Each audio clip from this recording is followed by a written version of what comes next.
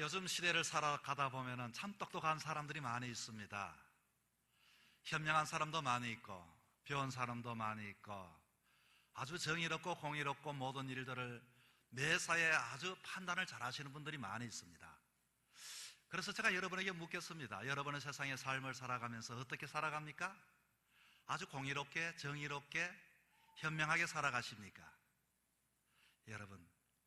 여러분이 공의롭다고 판단하고 그렇게 행동하고 생각하고 결정하는 그 근거는 과연 무엇입니까? 나에게 도움이 되었어요? 우리 편이기 때문에요? 그리고 나에게 유익했어요? 사람들이 그렇게 말을 했어요?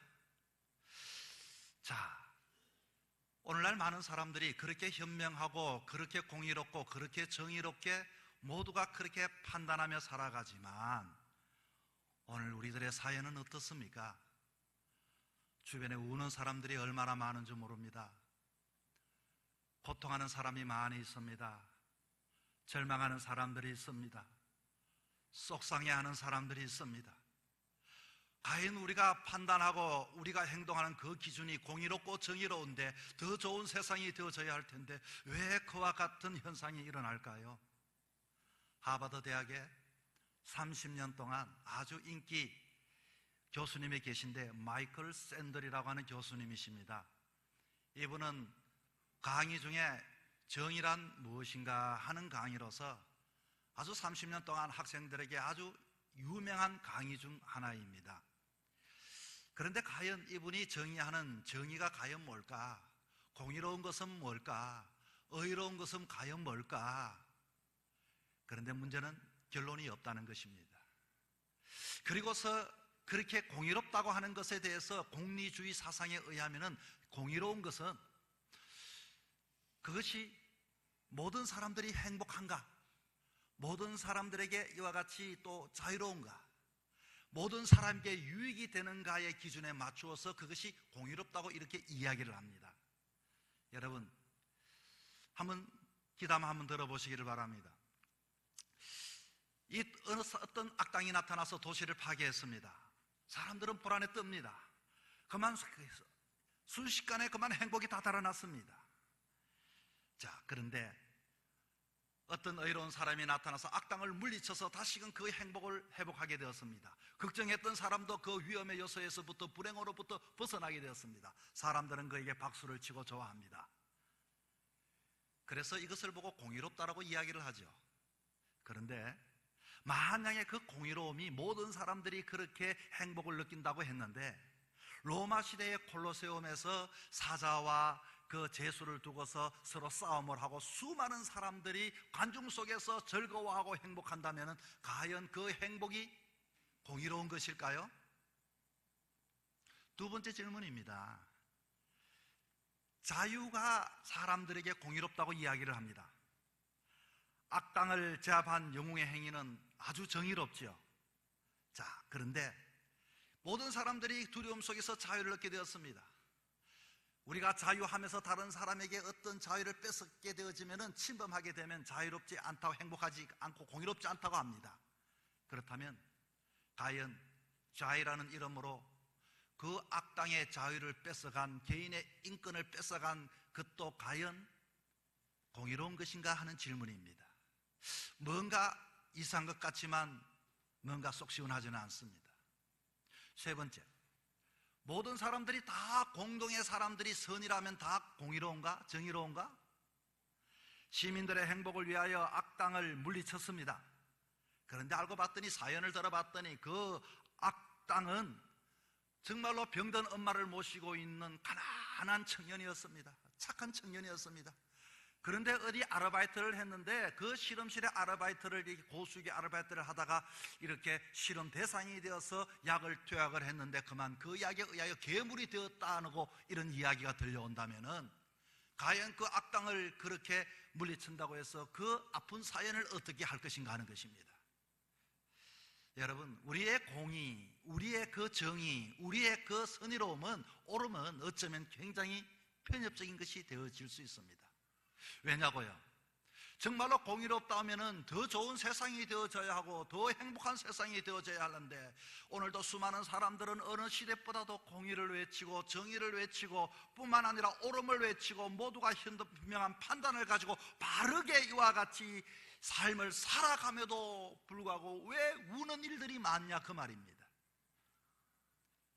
최근에 여러분, 베트남 여인이 그 남편에게 폭행을 당하여 모든 국민들의 공분을 샀습니다. 국민청원에서는 그 사람을 그냥 둬서 안 된다라고 이야기합니다.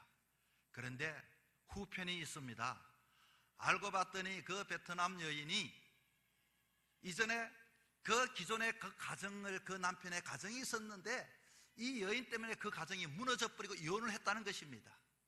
그리고서 아이를 이렇게 임신을 하고 그 아이를 지으라고 했더니 내가 키울 것이라 하고 베트남에 갔다가 다시금 이렇게 얼마 시간이 지난 이후 다시 한국에 돌아와서, 그리고서 아예 그 한국말도 잘함에도 불구하고 한국말을 못하는 것처럼 모든 것들을 기획해서 찍었다고 하는 그와 같은 이야기가 있습니다.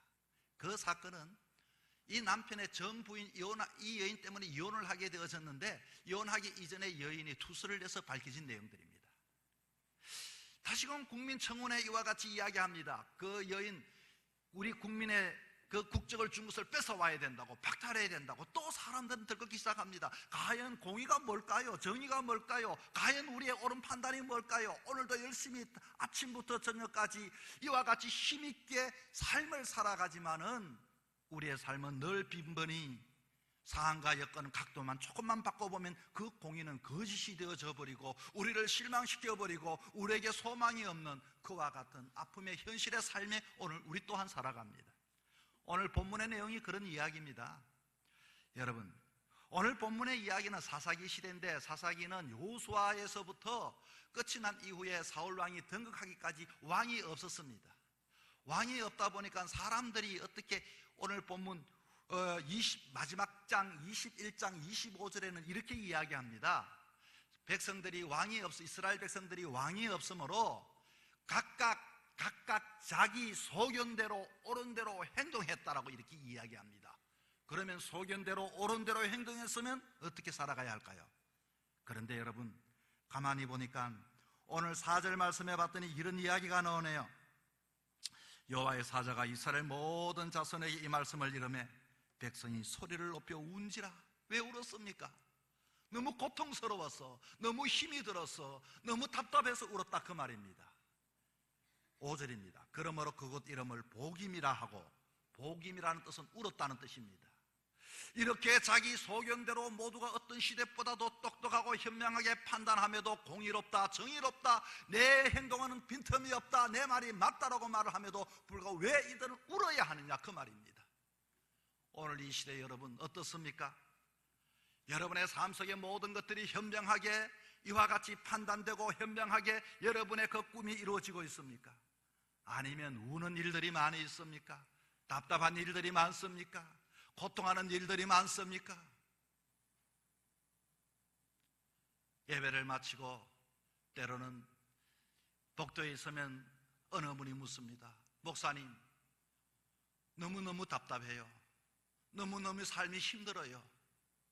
그런 이야기를 듣고 때로는 성도들의 모습을 바라보면서 오늘 이 시대의 많은 사람들은 정말로 가정적인 문제 때문에 힘들어하구나, 경제적인 문제 때문에 너무나도 고통스러워하구나, 정말로 인간관계 때문에 너무나도 소리내어 울지는 않지만 우는 자들이 많이 있구나. 모든 사람들은 소리내어서 이것이 맞습니다, 저것이 맞습니다, 이것이 공의입니다, 이것이 정의고 이것이 진리라고 말을 하면서도 그렇게 거기서 꿈을 두고 살았는데 되돌아보면 모든 것이 울 일들밖에 없는 그 사사시대의 백성들처럼, 과연 그러면 공의는 어디 있는 겁니까?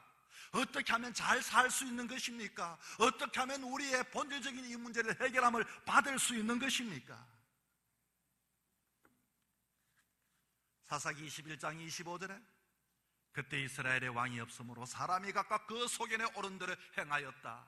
어느 시대보다도 지금은 모두가 한 사람 한 사람, 어린아이부터 노년에 이르기까지 말해보면 똑똑하지 않는 사람 없습니다. 현명하게 자기의 이야기를 하지 않는 사람들이 없습니다. 그런데 왜 그와 같은 공의를 이야기하고 현명하게 판단하는데 왜 울어야 하는 일들이 가슴 아파하는 일들이, 답답한 일들이, 고통하고 수치스러운 일들이 말하지 못했을 뿐이지 그와 같은 일들이 우리에게 이와 같이 있느냐 하는 것입니다.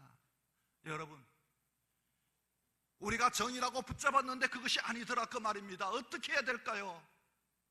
어떻게 이 문제를 앞으로 정말로 주님이 주시는 감사를 누리며 기쁨을 누리며 행복한 하나님의 자녀답게 이 세상 살아갈 수 있을까요? 오늘 본문은 우는 이스라엘 백성들을 향하여 이들이 하나님 앞에 울면서 두 손 들고 나왔습니다. 그럴 때 하나님의 사자가 이들에게 하신 말씀이 있습니다. 2장 2절의 말씀입니다. 너희는 이 땅의 주민과 언약을 맺지 말며 그들의 제단들을 헐라 하였거늘 너희가 내 목소리를 듣지 아니하였으니 어찌하여 그리하였느냐? 문제가 무엇이라고요? 하나님 말씀을 청종하여 잘 들어야 하는데 이들은 하나님 말씀을 듣는 것이 아니라 화려한 세상의 이야기를 들었다 그 말입니다. 세상의 이야기를 듣고 세상의 가치관을 가지고 살았다 그 말인 것입니다. 여러분 자녀들 다 키워오셨지요? 언제 가장 속상합니까? 언제 정말로 울 일이 있지만 울지 못하고 가슴을 치는 그와 같은 일들이 언제 있었던 것입니까? 부모의 말을 안 들었을 때입니다. 이 아이가 엄마는 몰라, 아빠는 몰라 하고서 친구의 말에 이와 같이 그 말을 듣고 쫓아가고 이런 모습을 보면서 부모의 마음은 쏙이 탑니다. 하나님의 마음도 쏙이 탑니다. 여러분, 공의가 무엇일까요? 이 시대에 해결할 수 있는 말씀은 다시 한 번 더 우리가 하나님 말씀에 청종하는 것이 바른 기준이요, 바른 하나님의 공의가 세워질 때 행복이 있고 기쁨이 있고 구원의 역사가 있는 것을 믿으시기 바랍니다. 이 세상을 왜 사람들은 하나님 말씀을 듣지 않을까요? 세상이 너무 재미있으니까 그렇습니다. 세상이 너무 흥미롭고 세상이 너무나도 모든 것들을 우리의 마음들을 뺏어가기 때문에 거기에 쫓아가다 보니 하나님 말씀을 듣는 일에는 관심이 없어져 버리고 우리는 이와 같이 열심히 살아왔지만 또 울고 또 슬퍼하고 또 좌절하는 것이 우리들의 실정입니다. 오늘 본문에 이렇게 이야기를 합니다. 너희들이 이들과 언약을 맺지 말고 그들의 제단을 헐라. 그들의 제단은 어떤 제단이었을까요? 바알과 아세라 제단입니다. 이들은 바알을 섬겼고 아세라를 섬겼던 그 문화에 하나님의 은혜 가운데 정복하여 들어갔지만 이들은 하나님 말씀 듣기보다도 세상 문화에, 이방 문화에 그만 마음이 빼앗기고 그게 귀를 기울였다 그 말인 것입니다. 이 바알과 아스타롯의 이 문화는 농경의 신이 이 농사를 지었기 때문에 이 비가 아주 중요했습니다. 비는 어떻게 내리는가 봤더니 위의 신들이 엄난한 행위를 하면 비가 내린다고 믿기 때문에 그 모든 이 땅의 신전들은 그 제사장들 중에 여자들은 그런 행위를 함으로 인해서 그들을 유혹해서 비를 내려달라고 그와 같은 이것이 문화요 종교의 축제를 했던 것입니다. 하나님의 백성들이 그렇게 늘 언제나 이동하는 백성이 이제는 정착하여 농사를 짓는 곳에 있다 보니 저들의 그 문화를 가만히 보니까, 종교를 보니까 그것을 거절해야 함에도 불구하고 호기심이 있고 재미가 있고 거기에 귀를 기울이고 그를 기울이고 점점 가다 보니, 그리고 나름대로 세상은 그렇게 살아서 안 돼, 좀 즐기고 살아야지, 예수 믿는다고 하면서 꼭 그렇게 살 필요가 있나 하면서 세상을 끌어내지는 못할지언정 세상에 끌려가 살다 보니 내가 판단하고 내가 그와 같이 공의롭다고 소견대로 행동했던 것들로 인하여 울게 되더라 그 말인 것입니다. 여러분, 이들은 하나님 말씀 듣는 것보다도 세상의 말을 듣는데 더 관심을 가졌습니다. 우리의 자녀들로 인하여 여러분이 그것 때문에 속상하셨다면 지금도 하나님은 우리를 보시고서 속이 상해 계십니다. 여러분이 울 일이 있을 때 주님 앞에 이와 같이 자녀가 부모에게 돌아오는 것처럼 여러분 하나님께 돌아갈 수 있기를 바랍니다. 주여, 세상에 화려한 소리가 있지만 내가 다시 한 번 더 하나님 말씀을 청종하여 듣겠습니다.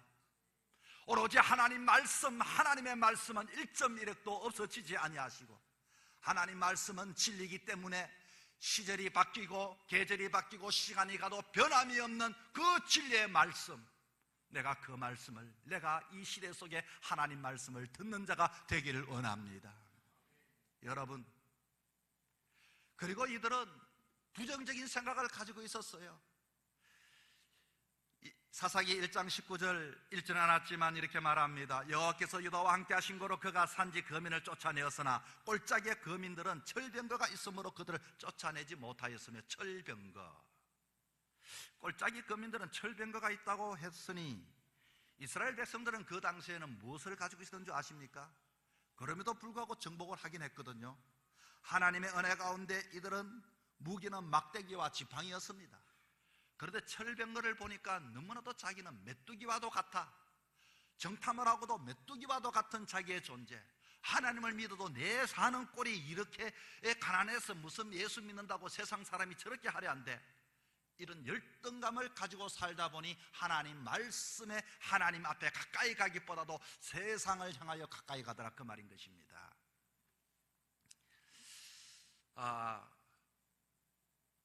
이 아이를 키울 때 제가 이렇게 말합니다. 우리 막내를 보고, 얘 공부 좀 해라, 공부를 열심히 해야 된다.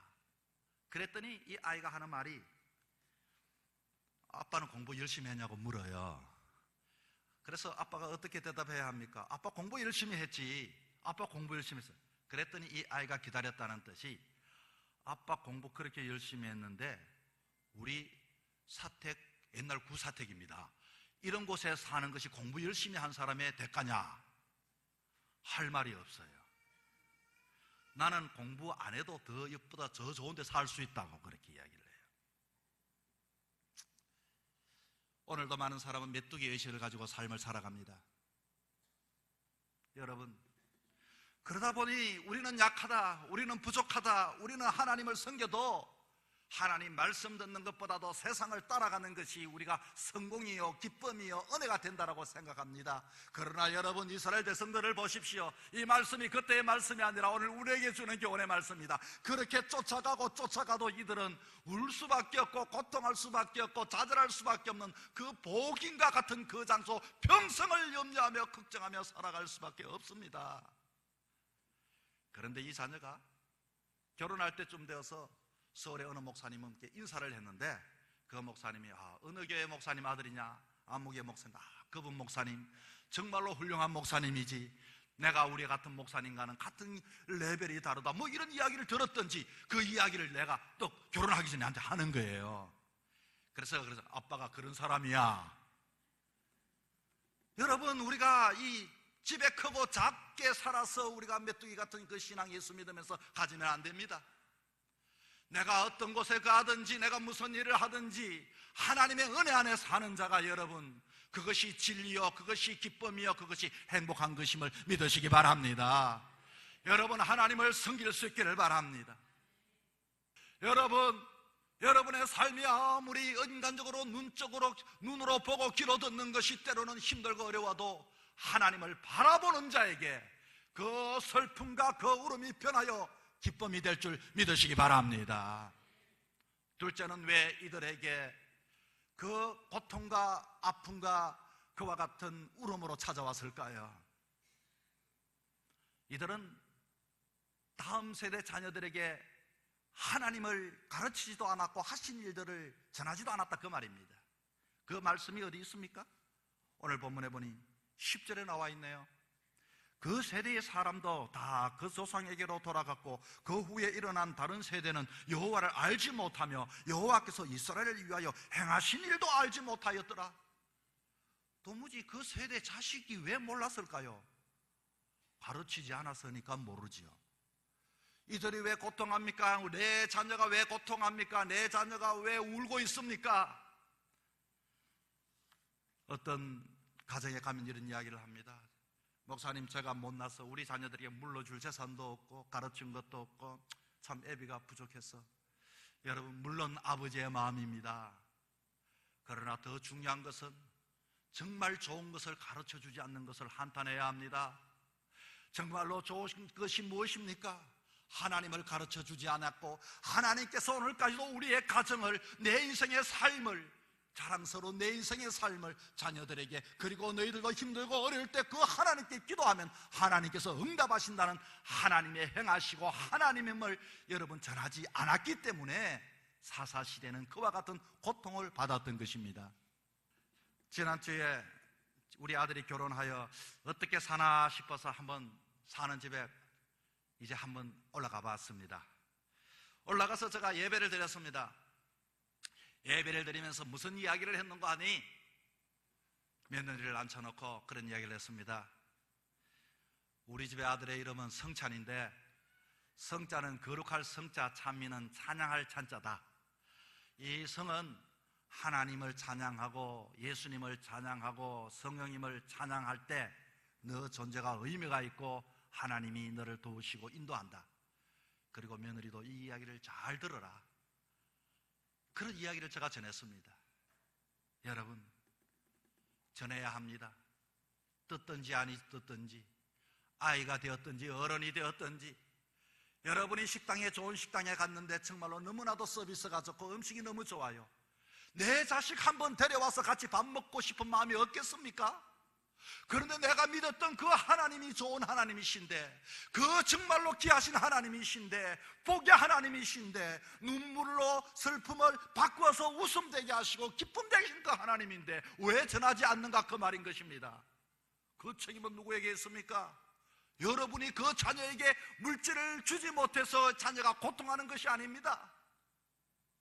하나님을 전하지 않았기 때문에 자녀가 갈 방향을 잃어버렸던 것입니다. 세상의 삶을 살아가면서 힘들고 어렵지 않는 사람이 어디 있습니까? 그럴 때마다 붙잡을 수 있는, 의지할 수 있는, 기도할 수 있는, 예배 드릴 수 있는 하나님을 증거할 수 있기를 바랍니다. 그 하나님은 천지전능하신 하나님이십니다. 그 하나님은 나 같은 인생을 구원하신 하나님이십니다. 그 하나님은 앞으로 다시 오실 주님이십니다.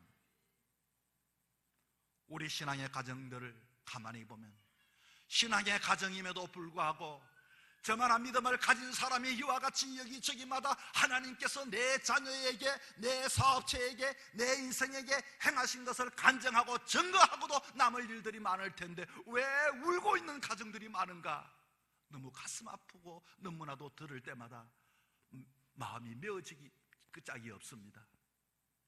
여러분, 어떻게 해야 합니까? 이제 좋은 것은 나눠야지요. 좋은 것은 전해야지요. 내가 내 생애의 전생을 위하여 바쳤던 그 하나님, 내가 그렇게 내 생애를 위해 엎드렸던 그 하나님을 너도 한번 엎드려봐라. 너도 한번 그 하나님을 믿어봐라. 오늘날 젊은이들은, 오늘날 이 세상의 사람들은 모두가 옳다고 그리고 소견대로 행동하고 판단하지만 왜 울음이 찾아왔냐, 그 말입니다. 진리가 있습니다. 이제는 세상에 수많은 소리, 유혹의 소리가 있다 할지라도 예수님께서 공생애에 그 생애의 삶을 사시면서 악한 사단의 화려한 그 소리를 들은 것이 아니라 하나님의 말씀에 의하여 이와 같이 그 사탄을 물리친 것처럼 여러분, 하나님 말씀으로 돌아갈 수 있기를 바랍니다. 하나님 말씀 듣는데 여러분의 귀를 가까이 하고 삶을 가까이 할 수 있기를 바랍니다. 뿐만 아니라 그 좋은 것, 그 귀한 것, 그 복된 것, 문제가 있다면 해답의 그 해답, 만병통치약 같은 그 해답, 나만 가지지 말고 내가 사랑하는 사람에게 증거하고 나누고 그것을 정말로 이와 같이 끊임없이 전하여 주는 사람이 될 때 여러분의 인생은, 여러분의 자녀는, 여러분의 남은 여정의 삶은 복임, 그 슬프고 울음이 아니라 기쁨으로, 즐거움으로, 한의로, 주의 충만한 은혜로 바뀔 줄 믿으시기 바랍니다.